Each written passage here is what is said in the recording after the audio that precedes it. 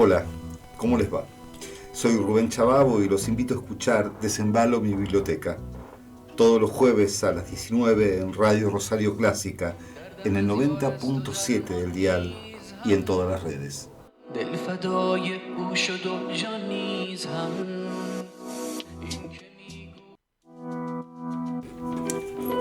Hola, buenas tardes.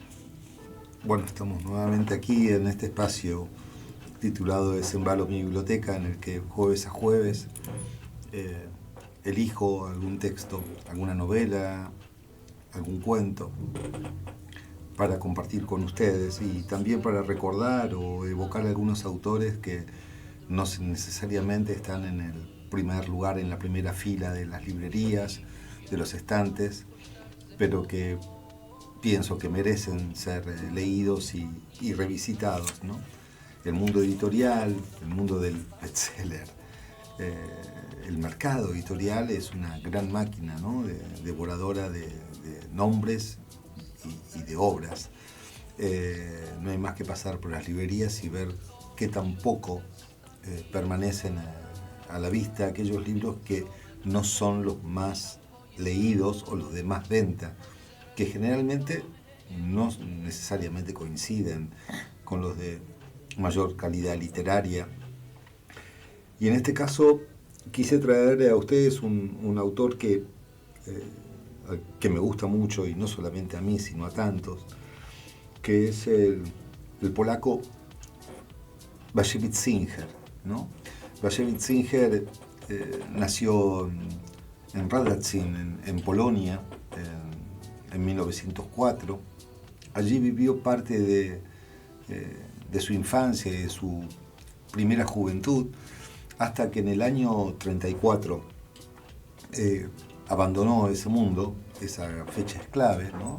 Recordemos que en 1933 es el ascenso del nazismo. Todavía Alemania, el Reich, no había ocupado Polonia, pero ya se vivía un tiempo de incertidumbres. Y Wojciech Singer tuvo la iluminación, como tantos otros, de dejar su Polonia natal y lograr una huida, emprender una huida que lo llevó a los Estados Unidos.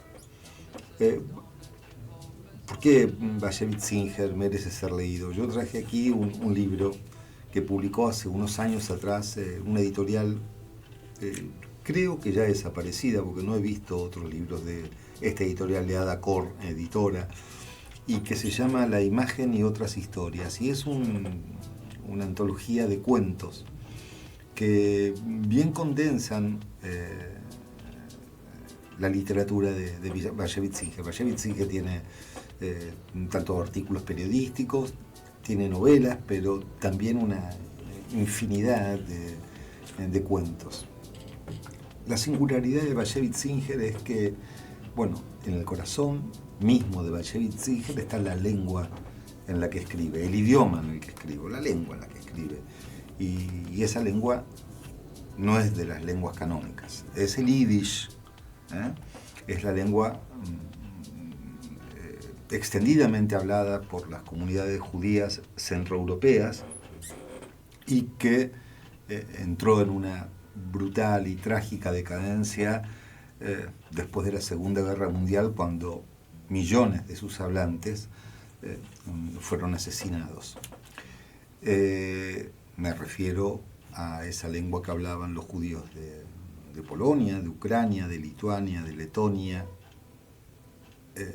y que era también la lengua en la que se crió y se formó Wojciech Singer. El mundo de Wojciech Singer es apasionante, es el mundo del shtetl. Esta también es una palabra clave. No es el mundo de las ciudades polacas, sino de las aldeas pobres, pequeñas, minúsculas, distribuidas en diferentes lugares de Centro Europa, fundamentalmente habitadas por la comunidad judía. No eran aldeas ricas, eran aldeas donde había algunos ricos, pero la gran mayoría eran personas muchas de ellas creyentes, piadosas, como se dice, judíos piadosos, pero también granjeros, talabarteros, artesanos. El mundo de Bayevich Singer abreva en las historias de estas comunidades centroeuropeas y en sus misterios, en sus mitologías, en sus tensiones, en sus miedos, en sus dramas y en sus esperanzas, fundamentalmente aquellas que se cuecen en los años de la entreguerra, es decir, aquellos que van del 18, que es el final de la Primera Guerra Mundial, a los años del comienzo de la Segunda Guerra Mundial, porque ya después lo que se inicia es la historia del infierno. Y Bayevich Singer abrevó o construyó muchas de estas historias tomando elementos de algo muy, muy hermoso, ¿no? Bayevich Singer tenía un padre que era rabino y en su casa funcionaba lo que se llamaba el Bet Din, la casa del juicio, donde los judíos del lugar, de la aldea y de las aldeas cercanas iban a contarles historias a este rabino, disputas que tenían por tanto fueran económicas como amorosas, como filiales, y les contaba, y ante la inexistencia de un tribunal como aquellos que existen en la gran ciudad, su padre fallaba, ¿no? Esta gallina le debe ser devuelta, debes volver con tu mujer, o debes dejar a tu mujer porque ella te ha sido infiel. Bueno, el padre, los que acudían a la casa de Bayevich Singer, niño, contaban estas historias y su padre, como un juez sabio, fallaba.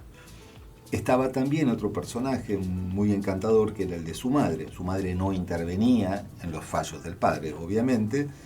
Su madre los escuchaba desde la otra pieza y a veces, eso es lo más divertido, lo más candoroso de estas historias, que no siempre acordaba con el dictamen que daba su padre. Pero estas historias que de niño iba escuchando Isaac Bayevich Singer fueron nutriendo un imaginario que él volcó en tantísimos cuentos y en tantísimas historias que poblaron también buena parte de su novelística. Vuelvo a decirla, esta literatura fue narrada, construida, armada, soñada, imaginada en lengua yiddish. Pero otra parte de la narrativa de Bayevich Singer que es sumamente poderosa es cuando él llega a los Estados Unidos en el año 34. Eran años en los que todavía en los Estados Unidos seguían llegando flujos migratorios de diferentes lugares del mundo, no tanto como unos años atrás, pero seguían llegando. Y entonces lo que hace centro en esa narrativa, entre otros temas, es la historia de los desembarcados antes de la llegada de Bayevich Singer, pero también de la manera contemporáneos a él. Entonces son estos judíos desarraigados de Centro Europa, desesperanzados algunos, desarrapados otros, inteligentes, soberbios otros, y viviendo ahí en esa ciudad fantástica que es Nueva York, donde se van conjugando, cosiendo historias fabulosas que su literatura toma. Algunas, vuelvo a decirlos, trágicamente, y otras con una dosis de sarcasmo y de ironía, porque si algo tiene la literatura de Bayevich Singer es una ironía impresionante. En medio de la tragedia puede él hacer que el lector sonría, ¿no? Hay algo interesante, ¿no?, que dice Bayevich Singer: pertenezco a una antigua tribu y sabía que la literatura florece mejor si se basa en la antigua fe, en las esperanzas atemporales y en las ilusiones. El escritor, dice Bayevich Singer, no debiera abandonar jamás su lengua materna y su tesoro de giros lingüísticos. La literatura debe ocuparse del pasado en lugar de planificar el futuro. Debe describir sucesos, no analizar ideas. Su tema es el individuo, no las masas. Debe ser un arte y no pretender ser una ciencia. Esto que dice Bayevich Singer, fíjense, el escritor no debiera abandonar jamás su lengua materna. Tiene mucho que ver con lo que en el encuentro pasado hablábamos de Héctor Tizón, ¿no? Y que les contaba los modos y los esfuerzos de él, como de tantos otros escritores de lengua española en este caso, aferrados a esa lengua, a tratar de que esa lengua, que el sonido de esa lengua no se pierda, no se desvanezca, porque saben que en esa lengua, como lo sabía Bayevich Singer, en esa lengua singular, en el caso de Bayevich Singer, el Yiddish, había un universo de sentidos y de imágenes que solamente podían ser narrados, contados, dichos, elaborados en el ritmo que tiene esta lengua. También lo podría decir esto un escritor alemán o italiano o polaco, de lengua polaca. Pero bueno, en este caso nos referimos a Bayevich Singer y en esa insistencia en sacarle aún más luminosidad a la lengua yiddish. Lo interesante, por suerte, es que ese esfuerzo monumental en la construcción de su obra le permitió ser el primero en la historia de los Nobel de ganar un Nobel de Literatura. Creo que fue el primer, sí, con certeza, el primer escritor en lengua yiddish que la Academia Sueca reconoció. Cuando todavía no era esa figura sobresaliente, al menos reconocida públicamente, pocos lo recuerdan, pero Bayevich Singer pasó por la Argentina. En sus memorias, Sombras sobre Hudson, que es su gran biografía, evoca ese paso por Buenos Aires. Y cuando llegó a la Argentina, muchos le preguntaban qué era lo que quería conocer. Y él dijo, yo vine a la Argentina no para conocer Buenos Aires, que era una de las grandes diásporas judías, sino quiero conocer las colonias. Quiero conocer las colonias a donde buena parte de los habitantes y nacidos en los shtetl de los que yo vengo se radicaron. Así que se le concedió ese deseo y emprendió un viaje por la provincia de Santa Fe y de Entre Ríos, recorriendo esos milagros sociales que fueron las colonias del Barón de Hirsch, donde pudo hablar con esas personas, con esos que estaban ahí. Todavía allí se hablaba el yiddish y todavía los que habitaban esas pequeñas colonias, pequeñas o grandes colonias, que eran los huidos de la Gran Guerra, habían construido un mundo singular y más que luminoso aquí en el sur de América.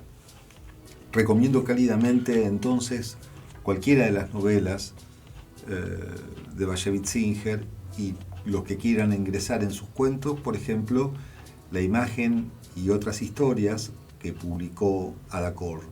Y si alguien quisiera conocer más su vida a partir de su biografía, de su autobiografía, les recomiendo Sombras sobre el Hudson.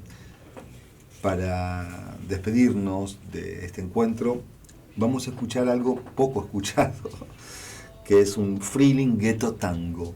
Es un tango cantado en lengua yiddish, es un tango de la década del 30, de Olga Mieleczuk. Pocos lo saben, pero aquí en Rosario también, y otra vez vamos a charlar sobre esto, también se cultivó el tango en lengua yiddish. Bueno, hasta aquí llegamos y nos encontramos el próximo jueves a la misma hora.